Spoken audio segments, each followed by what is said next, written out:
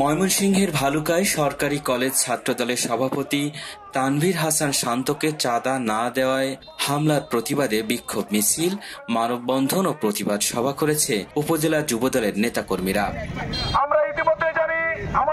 গেল মঙ্গলবার রাতে ভালুকা সরকারি কলেজ শাখা ছাত্রদলের নবনির্বাচিত সভাপতি তানভীর হাসান শান্ত যুবদল নেতা মাহমুদুর রহমানের কাছে 2 লাখ টাকা চাঁদা দাবি করেন। পরে যুবদল নেতা মাহমুদুর রহমান প্রস্তাবে রাজি না হয় তাকে মারধর করে 80,000 টাকা ছিনতাইয়ের অভিযোগ ওঠে। এ সকল ঘটনায় সকালে উপজেলা যুবদলের আয়োজনে ঢাকা ময়মনসিংহ সড়কের বাস স্ট্যান্ড এলাকায় কর্মসূচি পালন করেন তারা। আমরা ইতিমধ্যে জানি আমাদের যুবদলের অন্যতম নেতা মাহমুদুর রহমান মাহমুদুর উপর চাঁদা দাবি করে ছাত্রদলের সভাপতি শান্ত চাঁদা না দেওয়ায় শান্ত তার উপর আক্রমণ করে গতকালকে আগের দিন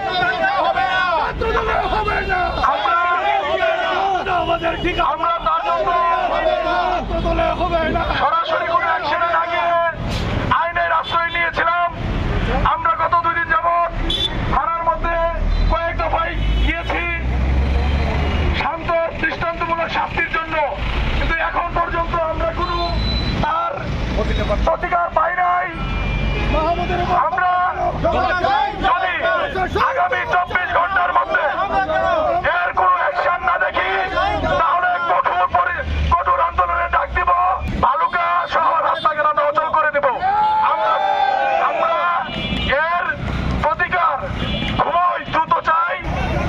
আমরা অত্যন্ত দুঃখের সাথে আপনাদেরকে অবগত করতেছি, কালকের আগের দিন কলেজ ছাত্র দলের সভাপতি নবনির্বাচিত সভাপতি শান্ত আমাদের দীর্ঘদিনের রাজপথের সহযোদ্ধা সংগ্রামী নেতা স্বৈরাচার সরকার পতনের আন্দোলনে যার ভূমিকা অসাধারণ ছিল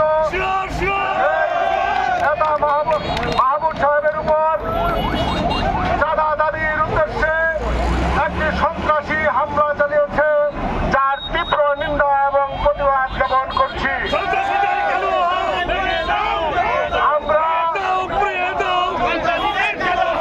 আমরা ইতিমধ্যে থানায় একটি অভিযোগ দায়ের করেছি। আমি সাংবাদিকদের মাধ্যমে একটি কথা জানতে চাই, এই সন্ত্রাসী হামলার আজকের দিন পর্যন্ত কেন এফআইআর করা হলো না? বিভিন্ন সময় বিভিন্ন অপকর্মের সাথে সে যুক্ত রয়েছে। কিসের কার সহযোগিতা, কার নেতৃত্বে, কার ক্ষমতার বলে সে এই ধরনের সন্ত্রাসী কর্মকাণ্ড ঘটিয়ে চলছে, আমরা প্রশাসনের কাছে জানতে চাই। ইতিমধ্যে আপনারা জেনেছেন আমরা একটা বিক্ষোভ মিছিল করেছি, সর্বস্তরের জনগণ নিন্দা জানিয়েছে। আমি সাংবাদিক ভাইদেরকে আবার অনুরোধ করব, আপনারা আমাদের এই মামলাটি কেন এফআইআর মুক্ত হলো না, আপনারা এই জিনিসটা আমাদেরকে পরিষ্কার করবেন। একজন সন্ত্রাসী কিভাবে এখন পর্যন্ত গ্রেপ্তার হলো না সেটা আমরা প্রশাসনের কাছে জানতে চাই। আমরা যদি এটার প্রতিকার না পাই 24 ঘন্টার মধ্যে আমরা হরতালের মতো কর্মসূচি যেতে বাধ্য হব। যুবদল জিন্দাবাদ, বাংলাদেশ জাতীয়তাবাদী যুবদল জিন্দাবাদ, থানা যুবদল জিন্দাবাদ। সন্ত্রাসী হামলার প্রতিবাদে আজকে